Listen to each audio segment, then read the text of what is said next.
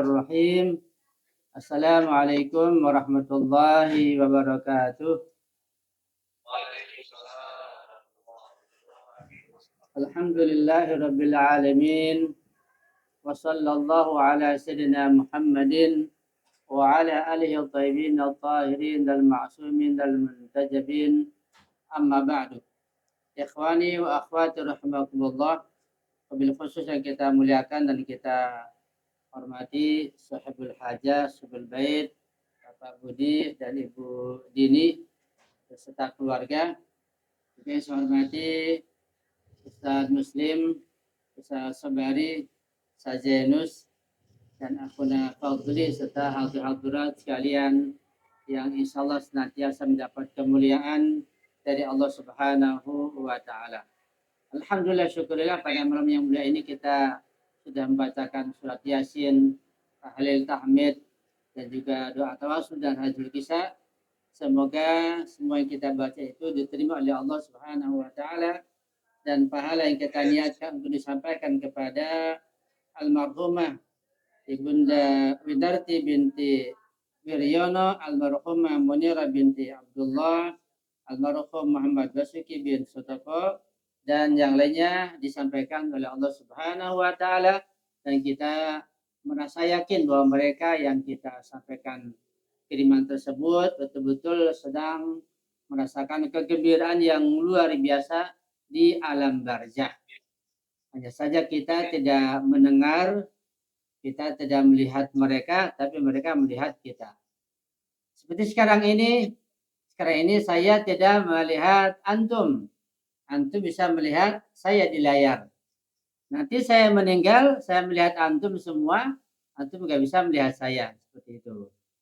Kecuali orang-orang tertentu, para aulia Allah, para ma'asumin, para nabi, tentu mereka mengetahui dan melihat apa yang ada di alam barzah. Beliau pada kesempatan malam yang mulia ini menyempurnakan acara kita, tahlil tahmid dan zikrullah.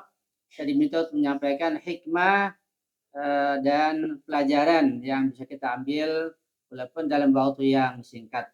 Kita berusaha untuk mentadabbur dan merenung, memikirkan dan memahami tentang kematian yang sering kita bahas tentunya, tapi kita tidak bosan-bosan untuk terus mengkaji, mengulang, memahami sampai kita merasa yakin apa itu kematian. Apa sebenarnya hakikat kematian? Mengapa harus ada kematian? Apa hikmah kematian? Dan apakah kematian itu menakutkan? Apa bedanya kehidupan di alam barzah dengan kehidupan di alam dunia ini? Dan apa itu mati husnul khatimah? Dan masih banyak soal yang lain yang perlu kita bahas dan tidak mungkin kita bahas semuanya karena waktu yang singkat. Saya dikasih waktu hanya seberapa jam. Yang pertama bahwa kehidupan dan kematian itu Allah yang menciptakannya. Di surat Al-Mulk ayat 2 Allah mengatakan, Bismillahirrahmanirrahim, Alladzi khalaqal mauta wal hayata liyabluwakum ayyukum ahsanu amala wa huwal azizul ghafur. Bahwa Allah lah alladzi khalaqa menciptakan, khalaqa menjadikan. Jadi sebenarnya Allah dalam Quran mengatakan khalaqas samawati wal ard dan khalaqal qamar, khalaqas syamsa dan yang lainnya. Allah menciptakan langit, menciptakan bumi, menciptakan manusia, menciptakan lautan, gunung-gunung. Maka Allah juga yang menciptakan kematian dan kehidupan. Jadi kematian dan kehidupan adalah ada. Dia adalah makhluk Allah. Dia adalah Allah yang menciptakannya. Itu sifatnya realita. Ya. Jadi kematian itu Allah ciptakan sebagaimana kehidupan. Dan mati itu bukan ketiadaan, tapi suatu makhluk yang memiliki hakikat. Artinya kematian, kehidupan itu ada. Kalau kita yakin ada kehidupan, sekarang kita ini hidup, mengapa kita tidak yakin akan kematian? Seharusnya kalau kita ini yakin akan kehidupan dan kita sekarang sedang hidup, kenapa kita tidak yakin dengan kematian? harusnya kita yakin juga dengan kematian yang akan kita alami, yang akan terjadi pada diri kita. Ya. Jadi kematian itu tidak beda dengan kelahiran, yaitu cara berpindahnya ruh dari satu tempat ke tempat yang lain. Kalau pindahnya ruh dari alam ruh, dari alam zar, alam alastu birabbikum, itu dengan nafakh, dengan Allah meniupkan ruh ke dalam janin sehingga bersambung dan hidup. Itu pindahnya ruh dari alam arwah, alam zar ke janin dalam perut ibu, namanya nafakh. Kita nggak tahu bagaimana prosesnya. Itu perpindahan ruh yang pertama. Perpindahan ruh yang kedua adalah dengan kelahiran. Yaitu ruh dengan jasadnya, dengan fisiknya, pindah ke alam dunia ini lewat kelahiran dari seorang ibu. Kelahiran adalah perpindahan. Pindahnya ruh dan fisik yang sudah bergabung ke alam dunia. Setelah hidup sekian lama, pindah lagi. Cuma pindah lain cara dan lain nama. Nah, ketika ruh mau pindah ke alam barzah dan pisah dulu dengan badannya, namanya kematian. Jadi kematian adalah cara berpindahnya ruh dari alam dunia ini setelah hidup sekian lama pindah ke alam barzah.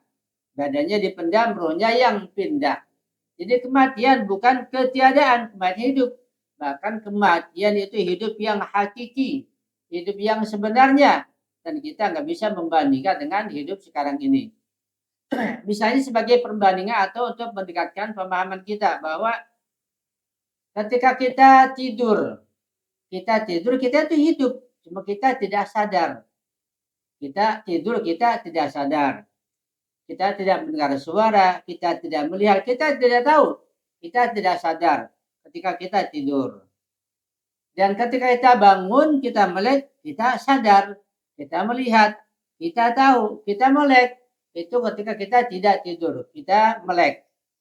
Nah, perbandingan antara tidur dengan melek seperti perbandingan antara hidup dengan kematian, ya, dengan di alam barzah.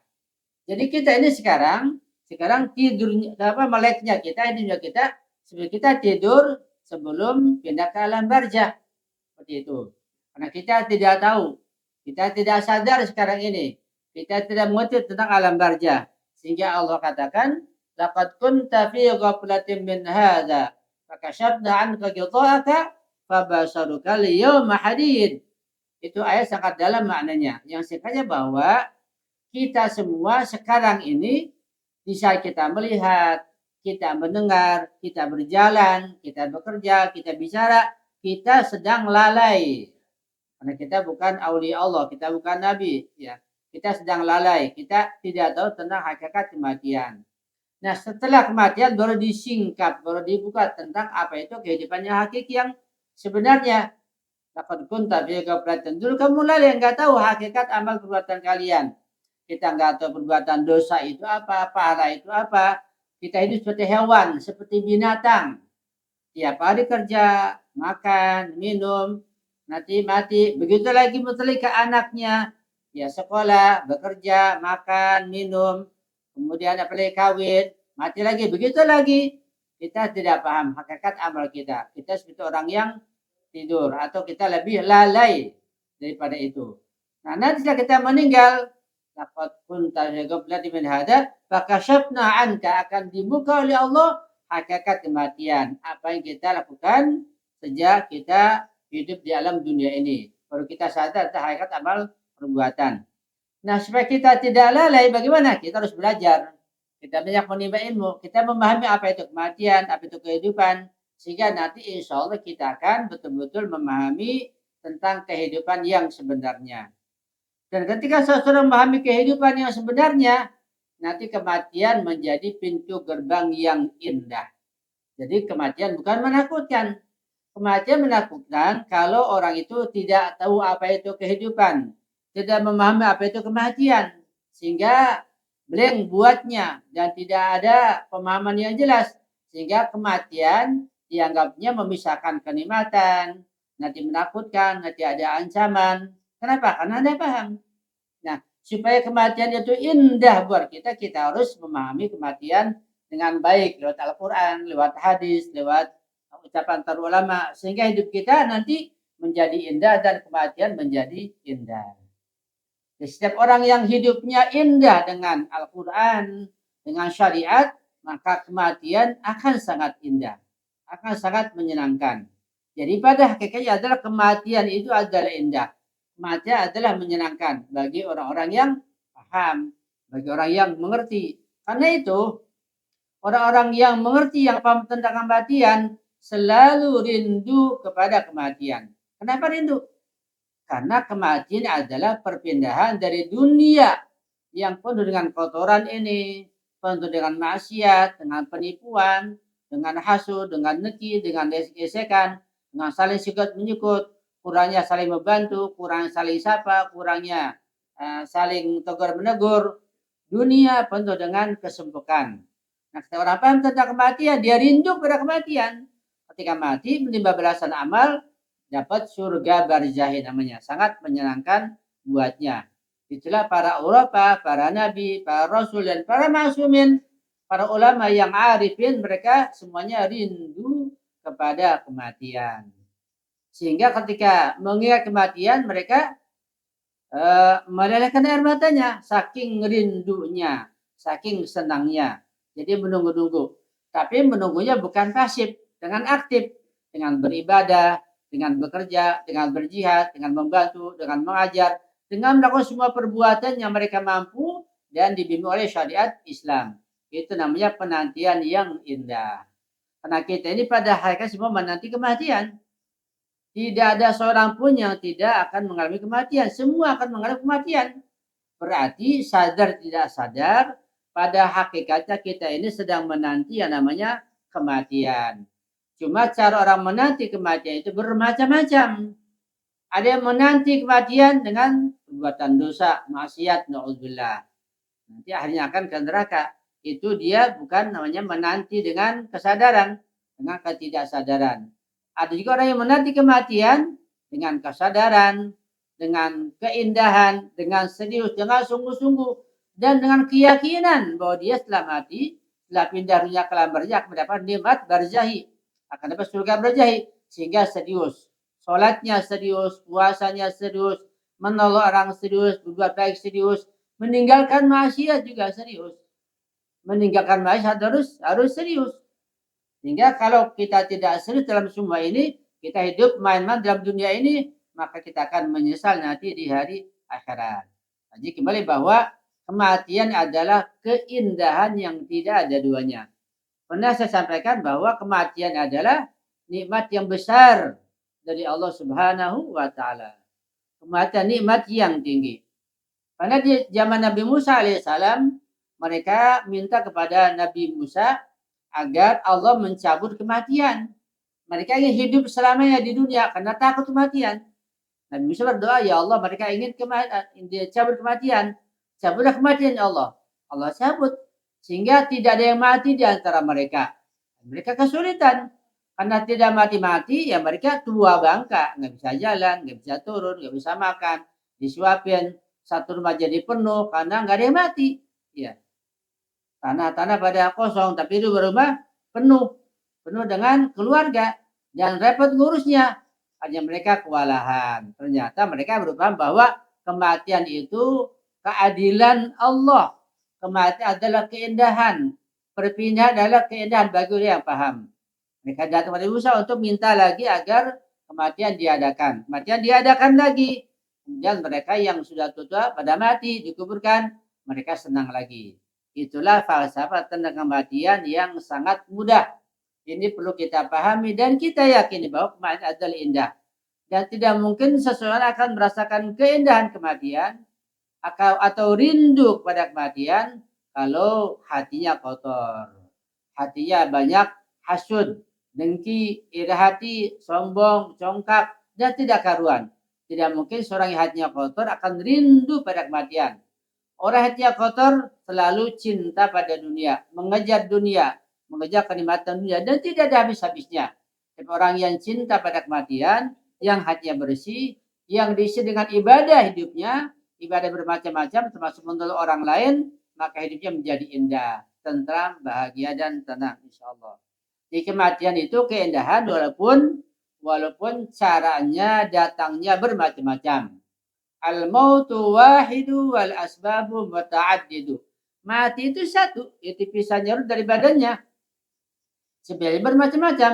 Kita lihat banyak orang yang mati karena kebanjiran, ya karena gempa, karena longsor. Seperti di Aceh misalnya, di Sumatera Barat, Sumatera Utara, mereka banyak yang mati.